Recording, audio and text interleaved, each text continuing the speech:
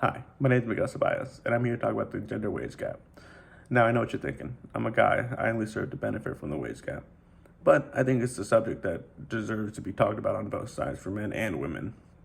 So with that, I want to just start with the most obvious statement, which is that men and women deserve to be paid equally. Now, more specifically, my goal is to inform, because for all of us who hope to be employers, it's important to not feed into this cycle of the wage gap that has happened for too long, and it's time to change. So I want to talk about some of the stats, what the wage gap is.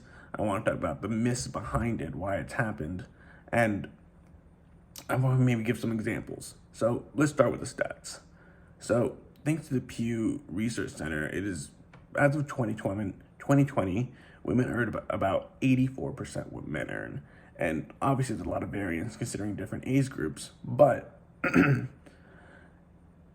that statistic has held steady for about 15 years. And although the statistics look promising for younger women now, change is happening slowly, too slowly.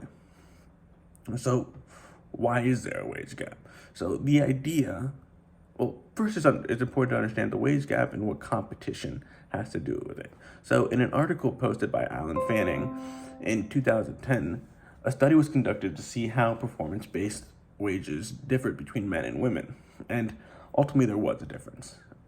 Just like in any study, nothing's gonna be exactly the same, but a lot of that difference could really be contributed to just societal norms that have pushed women out of the workforce, such as raising a family and things like that.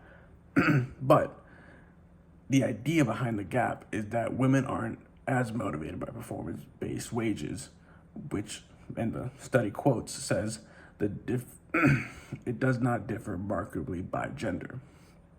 So there's one thing I want to say about that, and that's almost all wages are performance-based. That's how it works. That's how a business runs. That's how capitalism works.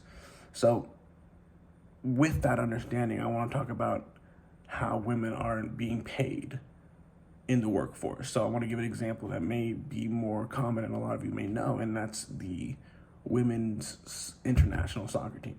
So as many of you may know, the women's international soccer team is paid less than the men's team. So the women's international soccer team is extremely successful. They have had multiple World Cup wins, Olympic wins, you name it, while the men's team has been disappointing and they don't qualify often.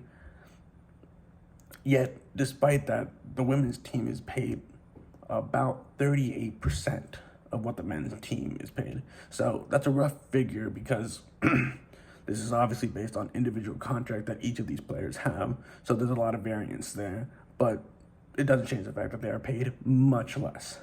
And so what the National Soccer Federation says is that they're paid less due to the revenue they bring in being different.